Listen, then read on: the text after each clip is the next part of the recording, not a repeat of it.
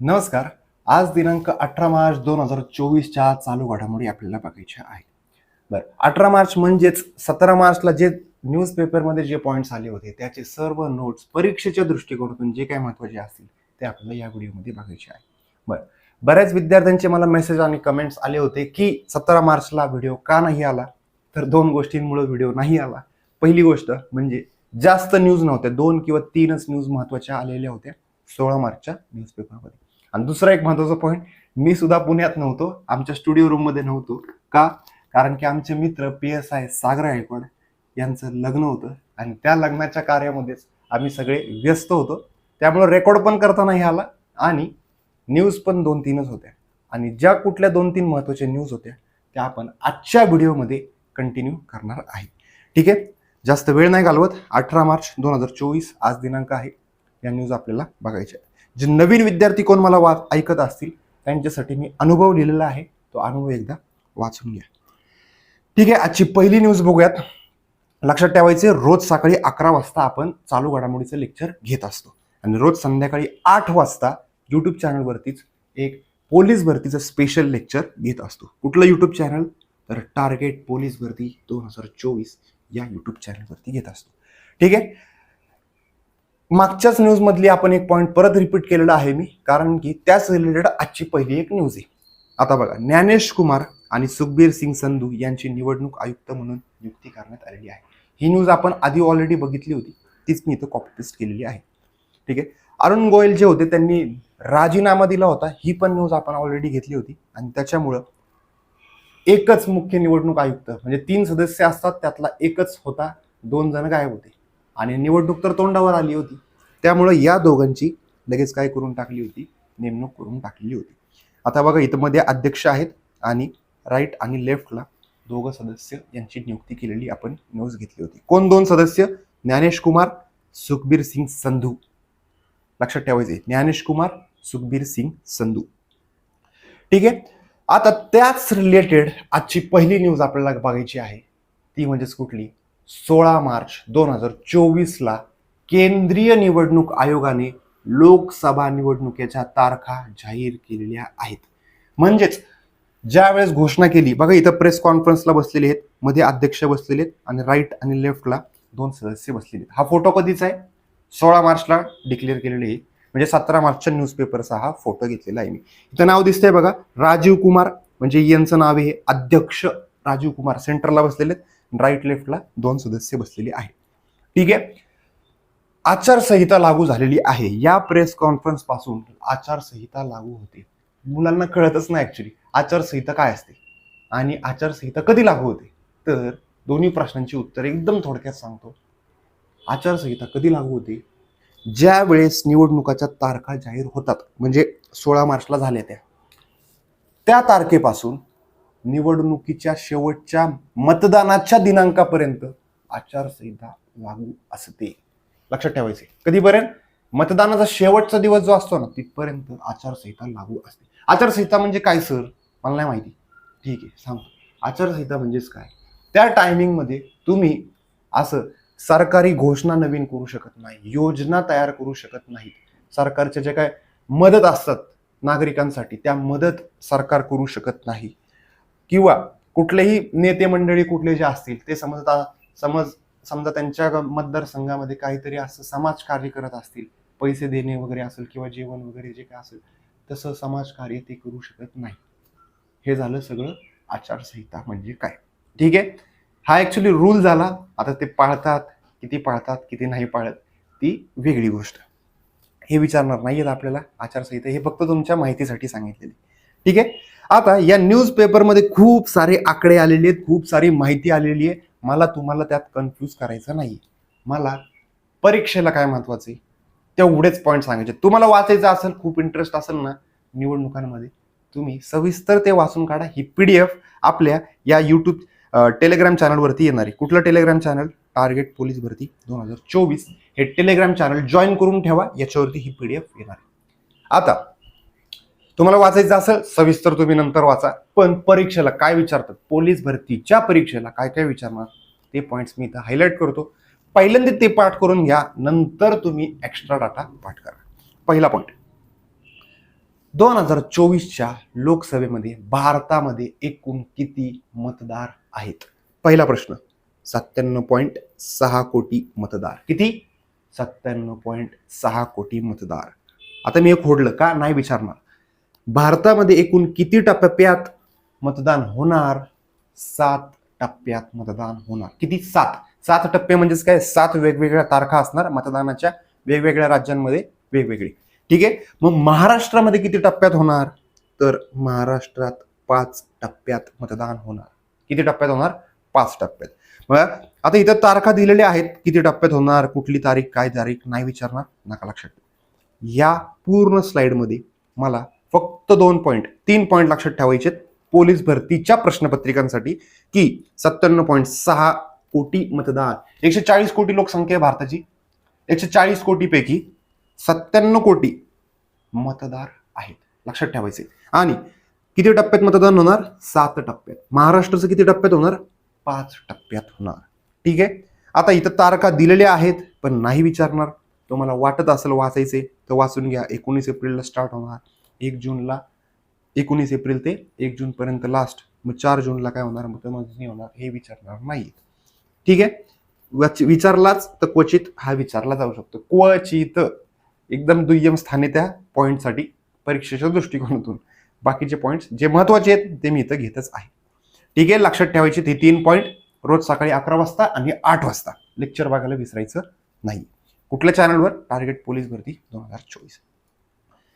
ठीक आहे. आता परत तीच न्यूज घेतलेली आहे मी. परत इथं बघा, या न्यूजमध्ये पण तोच पॉईंट मला हायलाइट करायचा आहे.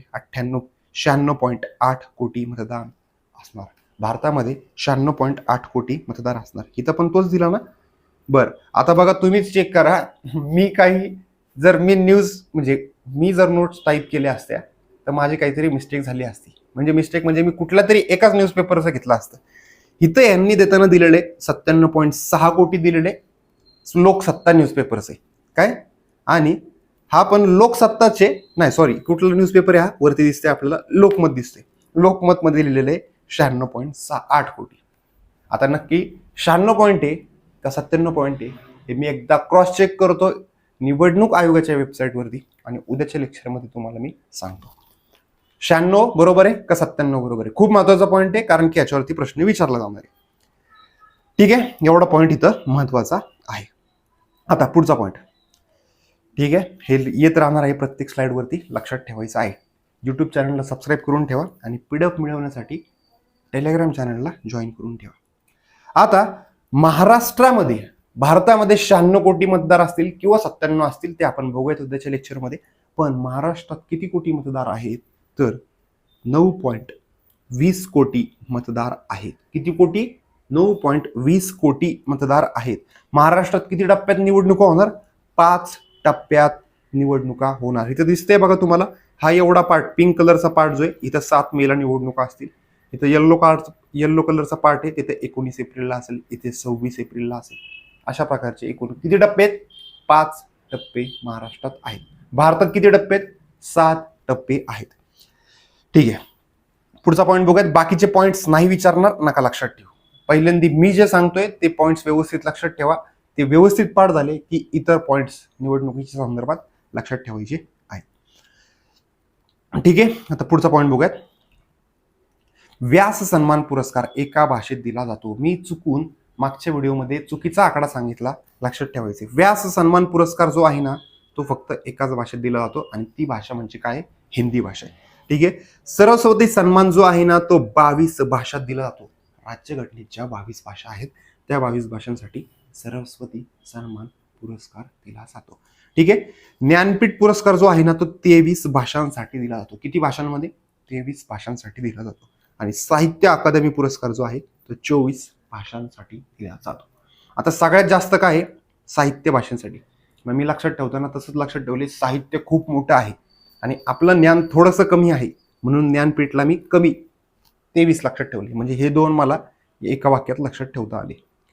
साहित्य खूप जास्त आहे म्हणून 24 भाषेत, आणि ज्ञानपीठ पुरस्कार, ज्ञान थोडंसं कमी आहे आपलं, साहित्य खूप मोठे पण ज्ञान कमी असतं म्हणून 23, त्याच्यापेक्षा कमी, असं मी लक्षात ठेवलं होतं. तुम्ही तुमच्या सोयीनुसार ट्रिक बनवा. व्यास सन्मान मी चुकून वेगळा वेगळा आकडा सांगितला होता तुम्हाला व्हिडिओ लेक्चरमध्ये, पण इथं करेक्शन केलेलं आहे. ठीक आहे. आता जे 2 पॉईंट सांगितले ते पण एकदा परत आपण रिवाइज करूयात की कुठले 2 पॉईंट आपण बघितले होते की हा पुरस्कार एकूण 24 भाषांमध्ये दिला जातो. कुठला? साहित्य अकादमी. मग त्यातला मराठीचा लक्षात ठेवायला लागतो आपल्याला. मराठी कुसुम खत्री राणा यांची एक कादंबरी आहे, ती कुठली? प्रकाश या कादंबरीला भेटली. बस एवढंच लक्षात ठेवा, बाकीचं विचारणार नाहीत, मराठीचं विचारतील आपल्याला. त्याच्यानंतर व्यास सन्मान एकाच भाषेसाठी दिला जातो आणि त्याची पण इमेज आपण ऑलरेडी बघितली होती. ती इमेज कुठली कुठली होती? व्यास सन्मान पुरस्कार ज्ञान चतुर्वेदी यांचा पागलखाना, ज्ञान चतुर्वेदी यांचा फोटो इथे, त्यांच्या पुस्तकाची इमेज इथं टाकलेली आहे आपण, पागलखाना. ठीक आहे. ऍक्च्युअल मध्ये आता आपण निवडणूक आयोगाच्या संदर्भात कालचे पॉइंट्स होते, म्हणजे कालच्या न्यूजपेपरमध्ये होते ते आपण सविस्तर बघितले. आता ऍक्च्युअली कालच्या न्यूजपेपरमध्ये जे काय होते ते आपण व्यवस्थित सविस्तर बघूया. ठीक आहे. रोज सकाळी 11 वाजता आणि 8 वाजता लेक्चर बघायला विसरायचं नाहीये. एरिक गारसेट्टी म्हणून यांची भारतातील अमेरिकेचे राजदूत म्हणून नियुक्ती करण्यात आलेली आहे. बघा, भारत पूर्ण पृथ्वीवरती 200 पेक्षा जास्त देश आहेत, त्यापैकी प्रत्येकाचे किंवा कुणाचे ना कुणाचे तरी राजदूत भारतात असतात. सगळ्यांचे राजदूत पाठ करायचे का? अजिबात नाही. ठराविकच राजदूत पाठ करायचे 7-8 देशांचे जे महत्वाचे. त्यात अमेरिका खूप महत्वाचा आहे. अमेरिकेचा एक माणूस, त्यांचा एक काय म्हणता येईल, त्यांचा मीडिएटर किंवा मध्यस्थ, एक आपल्या सरकारशी बोलण्यासाठी किंवा आपल्या इथल्या लोकांची, आपल्या इथं ज्यांचे अमेरिकेचे लोक राहतात त्यांच्या मदतीसाठी एक माणूस तिथं बसवला जातो, त्यालाच म्हणतात राजदूत. मग एरिक गारसेटी, इथं मी फोटो पण टाकलेला आहे त्यांचा. एरिक गारसेटी, अमेरिका एक महत्वाचा देश आहे आणि त्यांचा राजदूत भारतात बसलेला आहे. तर हा प्रश्न इथं बनवू शकतो. लक्षात ठेवायचे, अमेरिकेचे भारतातील राजदूत कोण? Eric Garcetti. लक्षात ठेवायचे. फोटो पण मी टाकलेला आहे, नियुक्तीच्या वेळेचाच फोटो आहे, असा उगाच फोटो कुठलाही टाकलेला नाहीये.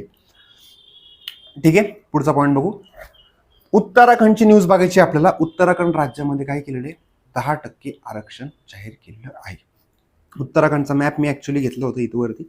उत्तराखंड सरकारने उत्तराखंड राज्याच्या आंदोलनकर्ते यांना 10% आरक्षण मंजूर केले आहे. किती? 10%.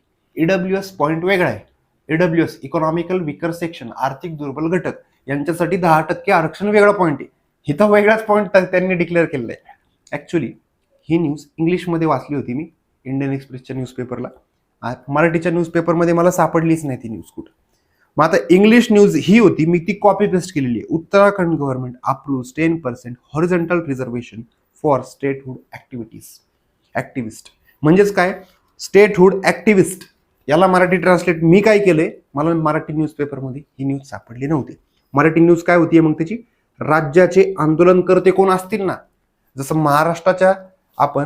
महाराष्ट्राच्या इतिहासामध्ये काहीतरी महाराष्ट्रात आंदोलन करणारी व्यक्ती बघतो, त्यांची मुलं वगैरे कोण असतील, सेम त्याच प्रकारे उत्तराखंड राज्यात कोणतरी आंदोलन करते असतील, त्यांना, त्यांच्या मुलांना वगैरे 10% आरक्षण जाहीर केलेलं आहे. हा प्रश्न विचारला जाऊ शकतो, कारण की असं प्रकारचं आरक्षण देणारं पहिलंच राज्य आहे. वेगळंच काहीतरी क्रायटेरिया शोधून काढलं त्यांनी, म्हणजे त्याच्यात कास्ट नाहीये, SC ST NT किंवा आर्थिक दुर्बल घटक, शैक्षणिक, हे असला काही प्रकार नाहीये. नवीनच काहीतरी कॅटेगरी शोधून काढली, ती म्हणजेच कुठली? आंदोलन करते. म्हणजे आंदोलनाला बसा, रिझर्वेशन घ्या, असा प्रकार झाला तो. ठीक आहे. नाही विचारणार काय जास्त. वरचा पॉईंट फक्त उत्तराखंडचा लक्षात ठेवा. नितीन गडकरी यांचा फोटो टाकलेला आहे मी, आणि टोयोटा कंपनीची कुठली तरी गाडी दिसते आणि त्या गाडीचं उद्घाटन नितीन गडकरी यांनी केलेलं आहे. आणि त्याच न्यूजची मी इथं काय केलेली आहे? फोटो टाकलेला आहे. आता टोयोटाची एक मिराई, कुठली गाडी? मिराई नावाची एक गाडी आहे. ती हायड्रोजनवर चालणारी गाडी आहे, हायड्रोजन. आणि टोयोटाची ही पहिली गाडी किंवा भारतातीलच पहिली गाडी, आणि या गाडीचं उद्घाटन कोणी केलेलं आहे? नितीन गडकरी यांनी केलेलं आहे. काय काय प्रश्न विचारले जाऊ शकतात बघा. हायड्रोजनवर चालणारी पहिली गाडी कुठली? मिराई. हायड्रोजनवर चालणारी पहिली गाडी कुठल्या कंपनीची? टोयोटा. टोयोटाचा लोगो दिसतोय बघा, फॉर्च्युनर गाडी टोयोटा, लक्षात ठेवा, टोयोटाची. मिराई या गाडीचं उद्घाटन कोणी केलं? नितीन गडकरी यांनी केलं. 3 प्रश्न सांगितले मी तुम्हाला. हेच प्रश्न विचारले जाऊ शकतात. नितीन गडकरी यांनी टोयोटाची मिराई या भारतातील पहिल्या ग्रीन हायड्रोजन इंधन सेलचे उद्घाटन केले. लक्षात ठेवायचे, मिराई टोयोटाची गाडी आहे. कितीला भेटती, काय भेटती, ऑन रोड प्राइस काय, टॅक्सेस किती, मला काही घेणं देणं नाही. डेटा मलाच लक्षात ठेवून माझं कन्फ्युजन नाही करायचं आणि तुम्हाला सांगून तुमचं पण कन्फ्युजन नाही करायचं. मला विचारणार पण नाहीत, कारण ते प्रश्न फक्त इथंच विचारतील. नितीन गडकरी लक्षात ठेवायचे, टोयोटा लक्षात ठेवायचे, मिराई लक्षात ठेवायचे, हायड्रोजन इंधन, बास 4 शब्द फक्त लक्षात ठेवा. Nitin Gadkari, Toyota, Mirai, hydrogen cell किंवा हायड्रोजन फ्यूल, हायड्रोजन इंधन. ठीक आहे, पुढचा पॉईंट बघूयात आता. ठीक आहे, का क्लिक का होत नाहीये? हा झालं, चला आता काय विचारलंय, 2050 पर्यंत नेट शून्य कार्बन उत्सर्जन. म्हणजे कार्बन उत्सर्जन जे होतं, गाड्यांमधून कार्बन बाहेर पडतं कार्बन डायऑक्साईडच्या स्वरूपात, कार्बन मोनॉक्साईडच्या स्वरूपात, किंवा मोठमोठ्या फॅक्टरीच्या धुरांडीमधून कार्बन उत्सर्जन होतं, आपल्या गाडीतून होतं, फॅक्टरीतून होतं, किंवा शेकोटी वगैरे काढतात त्यांच्यातून होतं, किंवा गावाकडे बंब वापरले जातात त्याच्यातून होणारे, किंवा जिथं कुठं ज्वलन होणार आहे तिथून काय होतं, कार्बन बाहेर पडत असतं. आणि हे कार्बन शून्य करायचे 2050 पर्यंत, असं मुंबई या शहराने ठरवलेलं आहे. म्हणजे महाराष्ट्राने मुंबईसाठी एक टार्गेट फिक्स केलं, 2050 पर्यंत काय करायचे, कार्बन इमिशन, कार्बनचं उत्सर्जन शून्य करायचं. मग कसं करायचं, पेट्रोल डिझेलच्या ऐवजी वेगळंच इंधन आणायचं. जसं इथेनॉल आणत आहेत आता सध्याला, चार्जिंगच्या गाड्या आणत आहेत सध्याला, त्याच्यातून धूर बाहेर निघत नाही ना, तसं. मग हे पहिले दक्षिण आशियाई शहर आहे.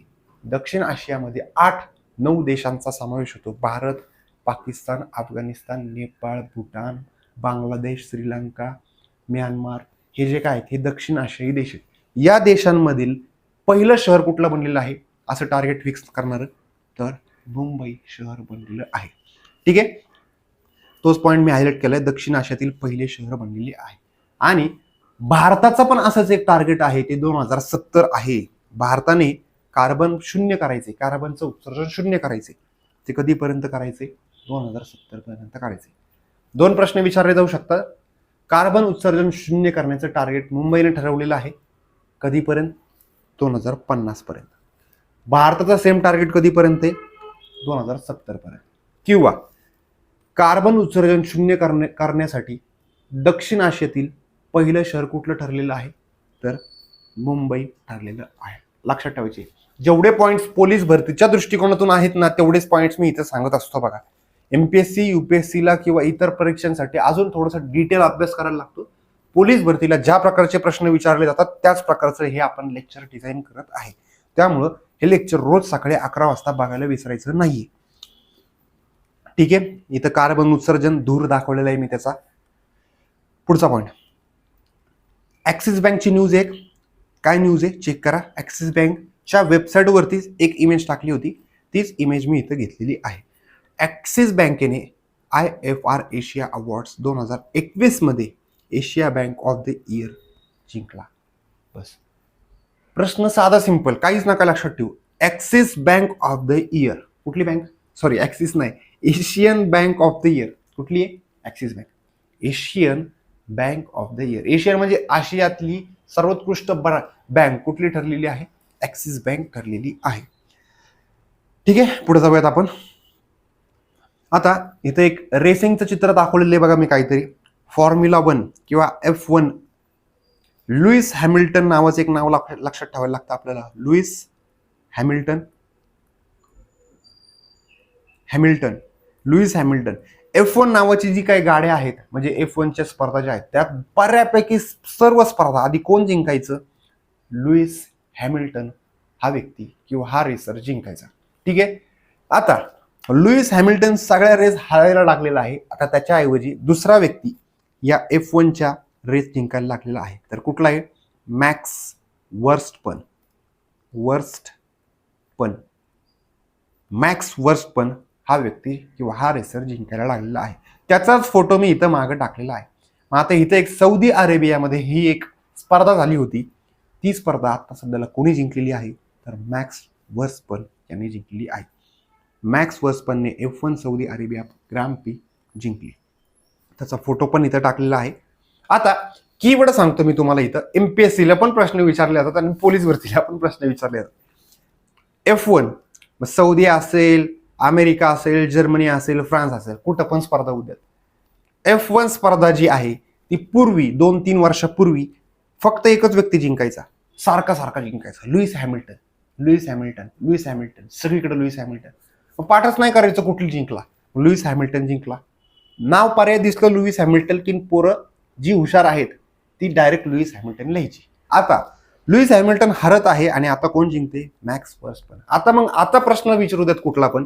F1 सौदी अरेबिया जिंकू द्यात, इटली जिंकू द्यात, फ्रान्स जिंकू द्यात, अमेरिका जिंकू द्यात, डोळे झाकून उत्तर काय लिहायचं? Max Verstappen. बघा, मी हे ट्रिक सांगितली. जर तुम्हाला पेपर मारायचा, गोळी मारायची, उत्तर मला माहित नाहीये, काय मारू मी या प्रश्नासाठी? बिंदास मॅक्स वर्स्टपन मारून घ्यायचं.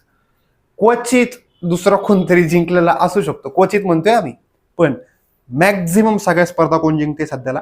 मॅक्स वर्स्टपन जिंकत आहे. एमपीएससीला तर 2-3 वेळा प्रश्न या एकाच व्यक्तीवरती विचारलेला आहे. ठीक आहे, पुढे जाऊयात आपण. बघा, हे असं अनालिसिस जे आहे ना, हेच उत्तर लिहायचं. सगळे हात जिंकत असतो. हे तुम्हाला कुठल्या इतर युट्यूब चॅनलवरती किंवा इतर लेक्चरमध्ये भेटणार नाही. आणि मी इथे हे तुम्हाला मोफत सांगत आहे. कुठलाही 1 रुपया सुद्धा चालू घडामोडी लेक्चरसाठी तुम्हाला भरायचा नाही. ठीक आहे, आता इथं सेंटरला केंद्रीय संरक्षण मंत्री राजनाथ सिंग दिसत आहेत आणि इथं नेव्ही मधले काही अधिकारी दिसत आहेत. आता नेव्हल ऑफिस, नेव्हल म्हणजे भारताचं पहिलं नेव्हीचं ऑफिस कुठेतरी स्थापन केले. पहिल्यांदाच भारताच्या स्वातंत्र्यानंतर नेव्हीला त्यांचं एक मुख्यालय भेटलेलं आहे आणि त्याचं उद्घाटन केंद्रीय संरक्षण मंत्री यांनी केलेलं आहे. कोण आहेत? राजनाथ सिंग यांनी केलेले. ठीक आहे, मग हे कुठं केलेलं आहे? तर दिल्ली या ठिकाणी त्याचं मुख्यालय उभारलेलं आहे. न्यूज बघूयात आता काय ऍक्च्युली वाक्यामध्ये सांगूयात. राजनाथ सिंग यांच्या हस्ते भारतीय नौदलाच्या मुख्यालय नौसेना भवन, नाव काय दिलंय? नौसेना भवन, याचे उद्घाटन करण्यात आले. आणि कुठे केलेलं आहे? दिल्लीत केलेलं आहे. बस एवढं लक्षात ठेवा. नौसेना भवन कुठे उभारलेलं आहे? तर दिल्लीमध्ये उभारलेलं आहे. कुणाच्या हस्ते उभारलं किंवा उद्घाटन केलं? तर केंद्रीय संरक्षण मंत्री राजनाथ सिंग यांच्या हस्ते करण्यात आलेलं आहे. त्याच उद्घाटनाचा फोटो मी या ठिकाणी टाकलेला आहे. बघा, एवढं डिटेल, तिथल्याच उद्घाटनाचे फोटो, तेच असं कुठल्या युट्यूब चॅनलवरती करत नाही का? हे पहिलाच युट्यूब चॅनल असेल की अशा प्रकारचं लेक्चर बनवलं जाते आणि पोलीस भरतीसाठी शिकवलं जाते आणि इथं मास्तर शेजारी दिसतोय, असं पण पहिलाच युट्यूबचा चॅनल असेल आपला. ठीक आहे, खूप जास्त प्रमाणात कष्ट घेतले जातात माझ्याकडून, माझ्या टीमकडून तुमच्यासाठी. तर लेक्चर बघायला विसरायचं नाहीये. आणि अजून एक महत्वाची अपडेट तुमच्या सर्वांसाठी सांगायची आहे की एक्सलन्स एमपीएससी पोलीस भरती, एक्सलन्स एमपीएससी योगेशला या ऍप्लिकेशनवरती आपण पोलीस भरतीच्या सर्व ऑनलाईन बॅचेस सुरू केलेले आहेत. तुम्हाला एखादा विषय करायचा आहे ना, ते एक विषय करायचा असेल तर ती पण बॅच सुरू केलेली आहे.